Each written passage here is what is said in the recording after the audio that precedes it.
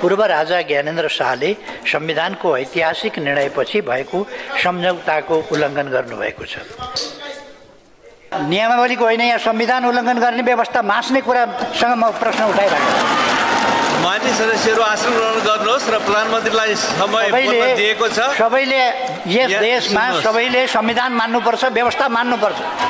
हल्ला गरेको भरमा राजनीति र संसद सबैलाई अवरोध गर्ने काम गर्न मिल्दैन।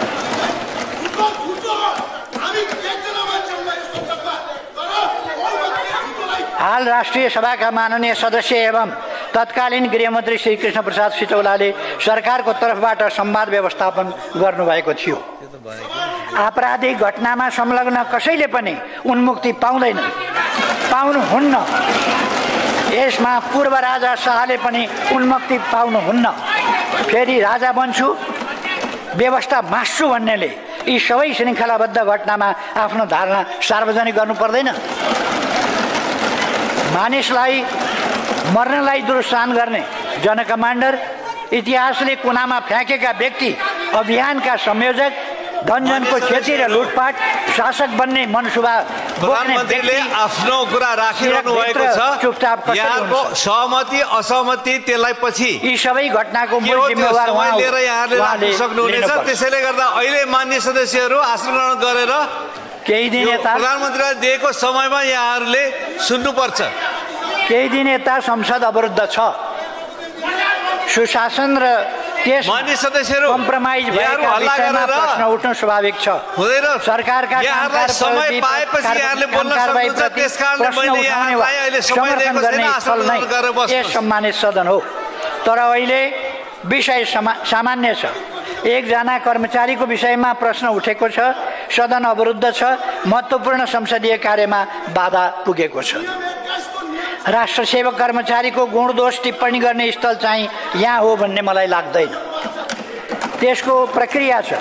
राम्रो काम गर्नेलाई पुरस्कृत गर्ने र दोषीलाई कारवाही गर्ने विधि पनि यसै सदनले निर्धारण गरेको छ। यति चाहिँ भनौँ, सामान्यतः कुनै पनि कर्मचारीबाट विभागीय मन्त्रीले आफूप्रति लोयल्टी फिल गरेन भने वा मन्त्रीप्रति कानुनप्रति लोयल्टी फिल भएन भने वा लोयल्टी राखिएन भने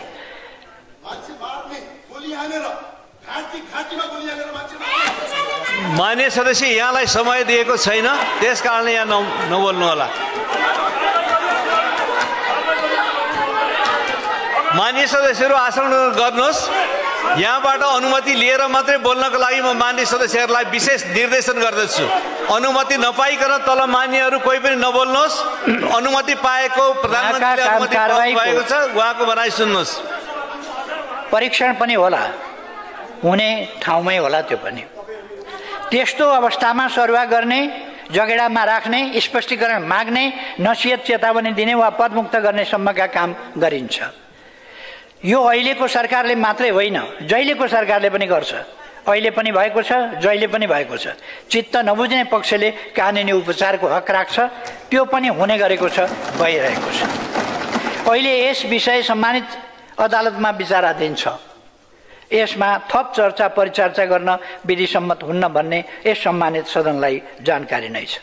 त्यसैले यस विषयमा मलाई लाग्छ थप बहस नगरौँ।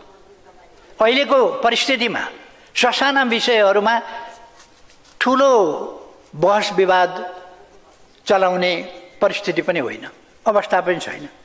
अहिले संविधानको रक्षा, जनताले लडेर ल्याएका अधिकारहरूको रक्षा, लोकतन्त्रको रक्षा, सङ्घीय लोकतान्त्रिक गणतन्त्रको रक्षा र त्यसको सफल कार्यान्वयनको समय हो। त्यसका लागि सिङ्गो सदन एक हुनुपर्ने आवश्यकता छ। हामीले सुनेका छौँ व्यवस्थाका विरुद्ध, प्रणालीका विरुद्ध, लोकतन्त्रका विरुद्ध, संविधानका विरुद्ध ललकारेर त्यसलाई नै अस्वीकार गर्ने र त्यसका निम्ति विभिन्न प्रकारका असंवैधानिक, गैर कानुनी र समाजलाई नोक्सान पुर्ने गम्भीर आपराधिक क्रियाकलाप गर्ने सम्मका क्रियाकलापहरू भइरहेका छन्। यस्तो बेलामा सिङ्गै समाज गम्भीर हुन पर्दछ। यस्तो बेलामा सिङ्गै समाज गम्भीर भएर यस्ता कुराहरूलाई रोक्न पर्दछ। हाम्रो ध्यान त्यतापट्टि जानुपर्छ भन्ने मलाई लागेको छ। कहीँ कतै सरकारको तर्फबाट कुनै काममा या कुनै नीतिमा कुनै व्यवहारमा कहीँ कमी कमजोरी भएको छ भने सरकार आलोचना सुन्न तयार छ। तर ती आलोचनाहरू संविधान र व्यवस्थाका कानुनका दायराभित्र र सामाजिक मूल्य मान्यताका दायराभित्र हुनुपर्दछ। जथाभावी भ्रम फैलाउने, जथाभावी क्रियाकलाप गर्ने, जथाभावी बोल्ने जस्ता कुराहरू यो कहीँ पनि स्वीकार्य हुन सक्दैन। सम्माननीय सभामुख महोदय, सम्माननीय प्रधानमन्त्रीज्यूले बोल्दै गर्दा संसदको नियमावली 2079 को नियम 21 को यहाँ होच्याउने असंसदीय भाषा प्रयोग गर्नुभयो। यो संसदको रेकर्डबाट हटाइयोस्। एयरपोर्टमा स्वागत गरिएको स्वागतलाई उहाँले कथित भनेर भन्नुभयो।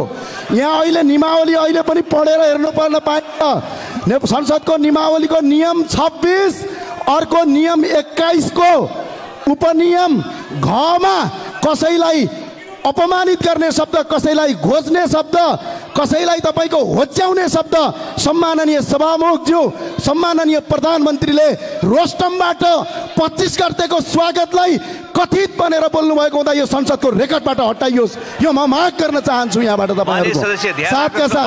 र अर्को विनय हटाई भिडियो सहित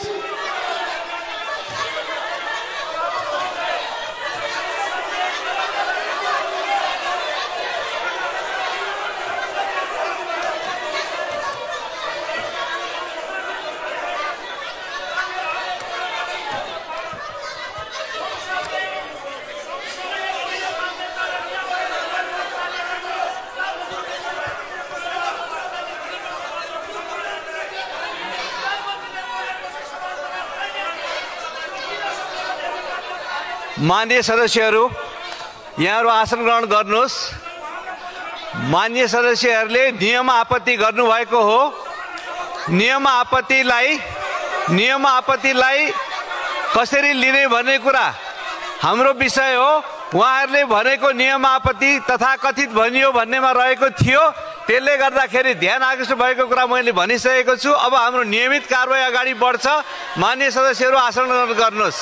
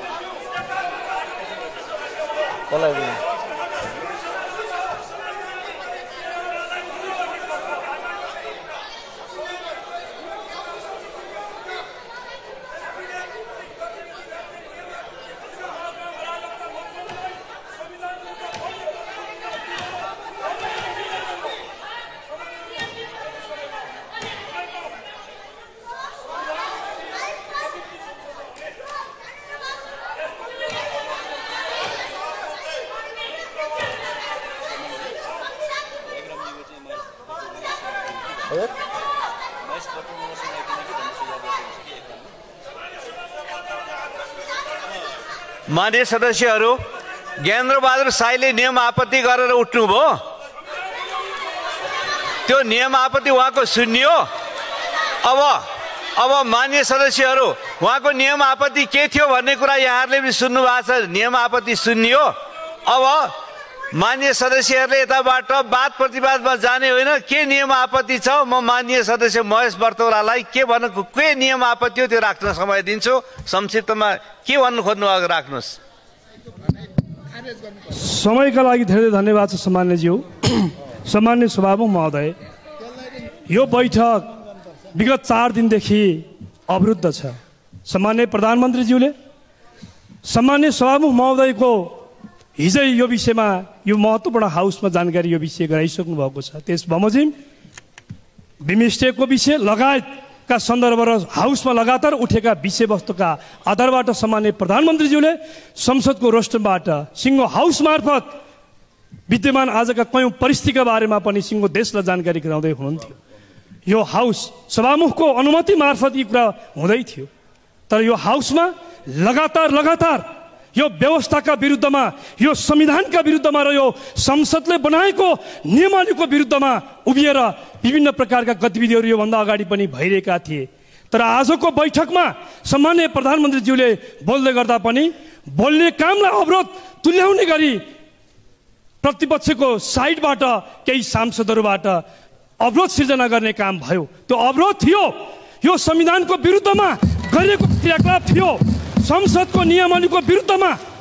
संसदमा सभामुखको अनुमतिले बोल्दै गरेका कोही सदस्यलाई त्यस प्रकारले डिस्टर्ब गर्ने अधिकार यो नियमले कहाँबाट दिएको छ?